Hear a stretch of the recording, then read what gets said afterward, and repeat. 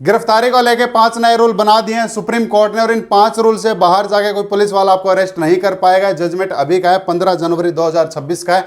Direct मैं आपको guideline दिखा देता हूं कि हमारे द्वारा दी गई व्याख्या के आधार पर हम निम्नलिखित क्या करते हैं, वो निष्कर्ष जो है हम निकालते हैं जो यहाँ पे बताए गए हैं। किसी पुलिस अधिकारी द्वारा की गई गिरफ्तारी मात्र एक वैधानिक विवेकाधिकार है। भाई चलो, पुलिस के पास में अधिकार है किसी को अरेस्ट करने का, जो उसे साक्ष्य एकत्रित करने के रूप में उचित जांच करने में सुविधा प्रदान करता है। भाई उसको जो है एविडेंस जुटाने में, उसको जांच करने में हेल्प करता है कि मैं उस बंदे को क्या कर लूं, गिरफ्तार कर लूं। लेकिन ये अनिवार्य नहीं है। वो ये नहीं कह सकता कि इसके बिना मेरी जांच ही पूरी नहीं होगी इसलिए इसको अरेस्ट करना जरूरी है। तो उसको बिना अरेस्ट किए भी क्या हो सकती है, जांच हो सकती है। ये कोई जरूरी नहीं है कि जांच के लिए उसकी अरेस्ट ही जरूरी हो। अगली चीज बता दी, परिणाम स्वरूप उक्त कार्रवाई करने से पहले पुलिस अधिकारी को सवे से यह प्रश्न पूछना चाहिए कि गिरफ्तारी आवश्यक है या फिर नहीं है। यानी कि जब तक उसका जरूरी नहीं है अरेस्ट होना तब तक पुलिस उसको अरेस्ट नहीं करेगी। लेकिन ऐसे तो कोई भी पुलिस वाला कह देगा कि जरूरी था इसलिए मैंने अरेस्ट कर लिया। अब जरूरी के लिए उसको लिखित में देना पड़ेगा कि भाई मेरे को लग रहा था ये देश छोड़ के भाग सकता है, मेरे को लग रहा था ये सबूत मिटा सकता है, मेरे को लग रहा था कि भाई गवाह को धमका सकता है, मेरे को लग रहा था कि कल कोई मेरे इन्वेस्टिगेशन में क्या करेगा, बाधा पहुंचाएगा, इसलिए मेरा जरूरी है इसको अरेस्ट करना। अपना रिटर्न में देगा रीजन कि भाई अपने आप को संतुष्ट करने के लिए कि इसकी गिरफ्तारी मेरे लिए जरूरी क्यों है। हवा में बातें नहीं चलेगी। अगली बात बता दी, किसी अपराध के लिए गिरफ्तार करने हेतु जिसके लिए 7 वर्ष तक की कारावास, यानी कि जिन मामलों में 7 साल से कम की सजा है, अगर उसमें भी किसी व्यक्ति को अगर अरेस्ट करना है तो रूल फॉलो करने पड़ेंगे। जो अपना नया कानून है BNSS, उसकी धारा जो 35 का A का B का जो 1 है और 35 का A का B का जो 2 है, उसके अंदर जो बातें बताई गई। अब यहां पे क्या बात बताइए, यहां पे बताइए कि अगर कोई दरखास्त देता है पुलिस के पास, अगर कोई मैटर आया लेकिन वो दरखास्त से आया, किसी ने दरखास्त दी है, जैसे किसी ने दहेज केस की दरखास्त दे दी, तो पहले पुलिस को अपने आप को संतुष्ट करना पड़ेगा कि ये दरखास्त सही है क्या फिर नहीं है। ये नहीं कि डायरेक्ट बंदे को ही अरेस्ट कर लिया और उसके बाद जांच में अगर लगता है कि हाँ इनके साथ में कोई अपराध हुआ है तभी ये कंप्लेन लेके आए, तब वो सामने वाले से संतुष्ट होगा कि भाई वो मेरा इन्वेस्टिगेशन में बाधा तो नहीं पहुंचाएगा, ये देश छोड़ के तो नहीं जाएगा, या जब मैं बुलाऊंगा तब आ जाएगा, तब उसके बाद वो अरेस्ट कर सकता है। लेकिन उससे पहले वो अरेस्ट नहीं कर सकता है। अगर वो जो उसको गिरफ्तारी को लेकर 5 नए रूल बना दिए हैं सुप्रीम कोर्ट ने और इन 5 रूल से बाहर जाके कोई पुलिस वाला आपको अरेस्ट नहीं कर पाएगा। जजमेंट अभी का है, 15 जनवरी 2026 का है। अब इसके अंदर क्या गाइडलाइन आई है मैं आपको डायरेक्ट बता देता हूं कि हमारे द्वारा दी गई व्याख्या के आधार पर हम निम्नलिखित निष्कर्ष जो है वो निकालते हैं। पहली चीज बता दी बड़ी कमाल की, किसी पुलिस अधिकारी द्वारा की गई गिरफ्तारी एकमात्र वैधानिक विवेकाधिकार है। पुलिस के पास में अधिकार है, वो किसी को अरेस्ट कर सकते हैं, लेकिन कब, जब उसे साक्ष्य एकत्रित करने के रूप में उचित जांच करने में सुविधा प्रदान करता है। अगर पुलिस को लग रहा है कि भाई मेरे को जांच करने के लिए, कोई एविडेंस कलेक्ट करने के लिए इस बंदे को गिरफ्तार करना जरूरी है, तो पुलिस के पास में अधिकार है। लेकिन ये अनिवार्य नहीं है। जरूरी नहीं है कि भाई उसको अरेस्ट करके ही तेरी जांच होगी, उसको अरेस्ट करके ही तेरे सबूत इकट्ठा होंगे। उसको बिना अरेस्ट किए भी ऐसा काम हो सकता है, तो उसका अरेस्ट होना जरूरी नहीं है। दूसरी बात बता दी कि उक्त कार्रवाई करने से पहले, यानी कि अरेस्ट करने से पहले पुलिस अधिकारी को सवे से यह प्रश्न पूछना चाहिए कि गिरफ्तारी आवश्यक है या फिर नहीं है। यानी कि अगर उसको लग रहा है कि भाई इसका गिरफ्तार होना जरूरी है मेरी इन्वेस्टिगेशन पूरी करवाने के लिए, तो उसको वो अरेस्ट कर सकता है, अदरवाइज वो अरेस्ट नहीं करेगा। लेकिन ऐसे तो हर पुलिस वाला कह देगा मेरे को तो जरूरी लग रहा था अरेस्ट करना, ऐसे हवा में बातें नहीं चलेगी।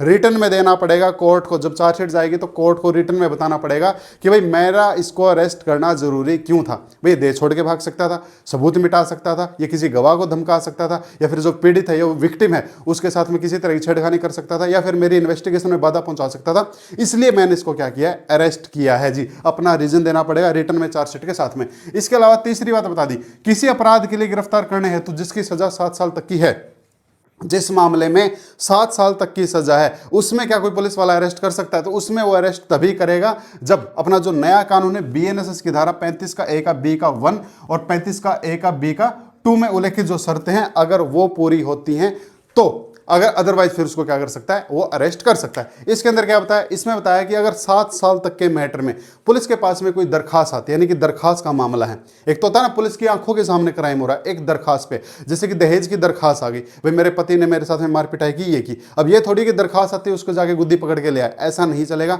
पहले पुलिस को जांच करना पड़ेगा कि जो मेरे पास दरखास्त आई है उसमें कितना दम है। देन उसके बाद अगर पुलिस को लगा कि हाँ दरखास्त में कुछ दम है, फिर उसके बाद अपनी संतुष्टि करनी पड़ेगी कि जिस व्यक्ति के लिए वो दरखास्त दी गई है क्या वो व्यक्ति ऐसा हो सकता है। या वो देश छोड़ के भाग सकता है, या फिर वो भाई पुलिस की ड्यूटी में बाधा पहुंचा सकता है, या फिर इसको धमका सकता है, विक्टिम को धमका सकता है, या सबूत मिटा सकता है। ऐसी सिचुएशन अगर लगी तो उसको रिटर्न में देके फिर अरेस्ट करेगा, अदरवाइज 7 साल से कम के मुकदमे में उसको अरेस्ट नहीं करेगा। लेकिन फिर वही बात आ गई, वो तो कह देगा कि हाँ जी मेरे को तो लग रहा था, ले ऐसे हवा में बातें नहीं चलेगी। उसके लिए एक रूल और बना दिया, बीएनएसएस की धारा 35 के 3 के तहत किसी आरोपी या संबंधित व्यक्ति को जो 7 वर्ष या 7 साल तक की जिसको सजा है उसको क्या देना पड़ेगा, नोटिस देना पड़ेगा। अगर फिर उसको लगता है कि इस व्यक्ति का गिरफ्तार होना जरूरी है, भाई जो मेरे पास दरखास्त आई है, मेरे को उस दरखास्त में दम लग रहा है, फिर उसको क्या करेगा, 2 हफ्ते के अंदर अंदर एफआईआर से 2 हफ्ते के अंदर अंदर क्या किया जाएगा, 35(3) का उसको नोटिस दिया जाएगा। और ये नोटिस क्यों दिया जाएगा, इसीलिए कि आप जो है देश छोड़ के नहीं जाओगे, मेरी इन्वेस्टिगेशन में साथ नहीं पाओगे, गवाह को नहीं धमकाओगे, किसी विक्टिम के साथ में छेड़खानी नहीं करोगे, ये सारी कंडीशन अगर आप फुलफिल करते हो तो मैं आपको अरेस्ट नहीं करूंगा। तो 35(3) का जब तक नोटिस नहीं देगा तब तक पुलिस वाला 7 साल से कम के मुकदमे में किसी को अरेस्ट नहीं कर सकता है जी। और उसके बाद जो 35 दिन का नोटिस मिलने के बाद अगर वो सारी कंडीशन फुलफिल कर रहा है उसके बाद भी उसको अरेस्ट नहीं करेगा, लेकिन जिस दिन चार्जशीट पेश करेगा उस दिन उसको कोर्ट में पेश होना पड़ेगा। इसके बाद बता दिया बीएनएसएस की धारा 35(a) के तहत में उल्लिखित शर्तों के अनुसार किसी व्यक्ति की गिरफ्तारी को उचित ठहराने वाली परिस्थितियां उपलब्ध हो तो गिरफ्तारी तब तक नहीं की जाएगी जब तक कि यह बिल्कुल आवश्यक ना हो। लेकिन अगर उसको लग रहा है कि भाई ये ऐसा बंदा नहीं है, इसकी गिरफ्तारी की कोई जरूरत ही नहीं है, यानी कि जब कोई जरूरत ही नहीं है भाई, जब पता लग रहा है कि बंदा फरार ही नहीं होगा तो उसकी गिरफ्तारी करने की कोई जरूरत नहीं है 7 साल से कम के मुकदमे में। इसके अलावा बता दिया 35 के 6 के साथ 35 का 1 का बी के तहत गिरफ्तारी की शक्ति और इसके तहत में जारी नोटिस के अनुसार नियमित मामला नहीं है बल्कि एक अपवाद है और पुलिस अधिकारी से उक्त शक्ति का प्रयोग करते समय सतर्क और धीमा रहने की अपेक्षा की जाती है। हर पुलिस वाले को कहा जाता है कि अगर 35 दिन का नोटिस अगर वो ले चुका है और उसके बाद अगर वो अपनी सारी कंडीशन फुलफिल कर रहा है तो उसको अरेस्ट जो है ना किया जाए। लेकिन 35 के 6 के अंदर क्या बता दिया, जहां पे 35 का 6 इसके अंदर कहता है अगर वो कंडीशन ना माने तो वो देश छोड़ के चला गया या वो थाने में बुलाने पे थाने में नहीं आया, उसके बाद फिर पुलिस क्या कर सकती है, उसको अरेस्ट जो है कर सकती है। इसके अलावा एक चीज और मैं आपको बता देता हूं इन टॉपिक से अलावा, और इसके जजमेंट के अंदर एक चीज और बहुत अच्छी बताई गई है कि पुलिस को इन्वेस्टिगेशन करते टाइम किन किन बातों का ध्यान रखना है, और अदरवाइज इन बातों का ध्यान नहीं रखा तो वो चार्जशीट जो है वो क्वेश हो सकती है। ये चीजें और मैं आपको बता देता हूं। उससे पहले एक चीज और आपको बता देता हूं, देखिए हर व्यक्ति के पास में क्या है जी, अधिकार होता है। क्या अधिकार होता है, अपनी गिरफ्तारी का कारण जानने का। एक सेक्शन बना दिया 47 BNSS। पुलिस जिस भी व्यक्ति को गिरफ्तार कर रही है उसका रिटर्न में, ऐसा नहीं कि सर मैंने तो इसके कान में बताया था, वो नहीं चलेगा, रिटर्न में बताना पड़ेगा। और रिटर्न में भी उसी की लैंग्वेज में, अगर वो पंजाबी जानता है तो पंजाबी में, हिंदी जानता है हिंदी में, इंग्लिश जानता है, मराठी जानता है, जो भी जानता है उसको उसी की भाषा में रिटर्न में देना पड़ेगा कि हम आपको अरेस्ट क्यों कर रहे हैं। ये उसका अधिकार है जानने का। और अगर ये नोटिस 47 का अगर फॉर्म उसको नहीं दिया, बीएनएसएस का सेक्शन होता 47, इसके तहत उसको रीजन टू अरेस्ट नहीं बताया है उसी की लैंग्वेज में, तो अवैध गिरफ्तारी हो जाती है। उस व्यक्ति को एक तो हैंड टू हैंड बेल मिल जाएगी और उस मामले को भी क्या किया जा सकता है, क्वेश किया जा सकता है। इसके अलावा एक सेक्शन और बना दिया इन्होंने बीएनएसएस के अंदर 35 का 7। 35 का 7 बड़ा इंपॉर्टेंट है उन लोगों के लिए जिनके ऊपर मुकदमा लगा हुआ है और उस मुकदमे में 3 साल तक की सजा है, या जिस व्यक्ति के ऊपर मुकदमा लगा हुआ है उसकी एज ही 60 साल से ज्यादा है। इन लोगों को अरेस्ट करने के लिए कम से कम डीएसपी लेवल अधिकारी की क्या होगी जी, परमिशन की जरूरत होगी। यानी कि कोई छोटा मोटा पुलिस वाला जो है ना, कोई कांस्टेबल है, हेड कांस्टेबल है, एएसआई है, वो इनको टच नहीं कर सकता है। ये जानकारी आप सभी को होना चाहिए। तभी मैं कह रहा हूं इन वीडियो को आप शेयर कर दिया करो ताकि एक अवेयरनेस फैले, पता लगे कि आप लोगों के पास में क्या क्या अधिकार हैं। तो अगर आप भी सीनियर सिटीजन हैं तो डीएसपी की परमिशन के बिना कोई आपको टच नहीं कर पाएगा, कोई भी पुलिस वाला। और अगर आपके मुकदमे में 3 साल तक की सजा, जैसे दहेज केस हो गया, दहेज केस में 3 साल तक की सजा है तो डीएसपी की परमिशन जरूरी होगी सर।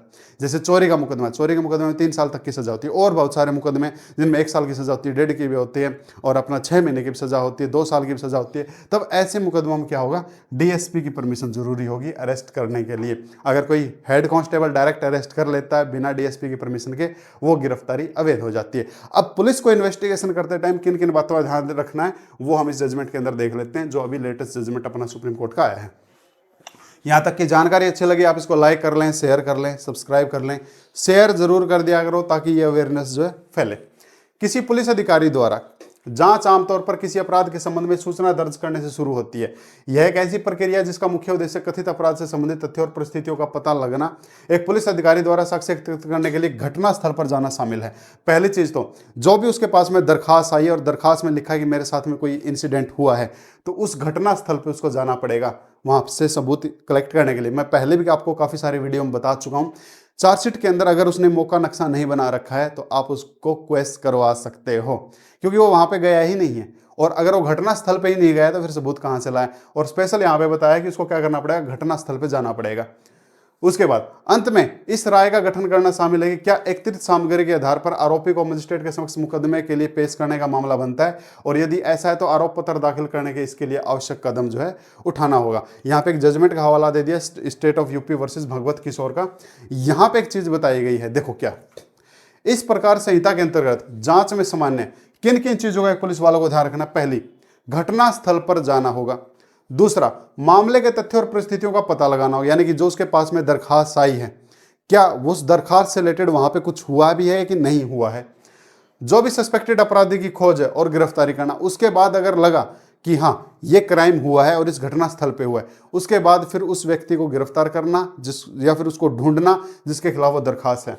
अपराध के घटित होने से संबंधित साक्ष्य एकत्रित करना और वहां से क्या करना, सबूत कलेक्ट करना, जिसमें निम्नलिखित शामिल हो सकते हैं। पहला, विभिन्न आरोपी सहित से पूछताछ करना, आसपास के लोगों से पूछताछ करना, यदि अधिकारी उचित समझे तो उनके बयानों को लिखित रूप में दर्ज करना, स्थानों की तलाशी लेना और जांच के लिए आवश्यक समझी जाने वाली और मुकदमे में प्रस्तुत की जाने वाली वस्तुओं का जब्त कर लेना, और इस संबंध में राय बनाना कि क्या एकत्रित सामग्री के आधार पर आरोपी को मजिस्ट्रेट के समक्ष मुकदमे में पेश करने का मामला बनता है या फिर नहीं बनता है। फिर उसके बाद धारा 173 क्या होता है, इसके तहत में चार्जशीट पेश करने का प्रावधान है। फिर उसके खिलाफ वो क्या करेगा, चार्जशीट पेश करेगा। ये स्पेशली क्या बताया, ये चार्जशीट के बारे में बताया कि एक चार्जशीट के अंदर ये चीजें होना जरूरी है। उसके बाद 173 के आरोप पत्र दाखिल करने के लिए आवश्यक कदम उठाना है, यानी कि ये चीजें होनी चाहिए। और ये बताइए यहाँ पे जजमेंट में सुप्रीम कोर्ट की जजमेंट है भगवत किशोर वर्सेस स्टेट ऑफ यूपी के अंदर।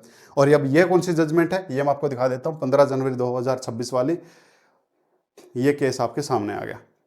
ये है 15 जनवरी 2026 की सुप्रीम कोर्ट की जजमेंट। तो ये जो है 5 नई गाइडलाइन अभी निकाली है गिरफ्तारी को लेके। उम्मीद करूंगा ये जानकारी आपको अच्छी लगी होगी। अच्छी लगी इसको लाइक कर लें, शेयर कर लें, सब्सक्राइब कर लें। फिर मिलते हैं अदर किसी जजमेंट के साथ में, उसके साथ में जो आप चाहो और आप क्या चाहते हो। कमेंट बॉक्स खुला है। Thank you.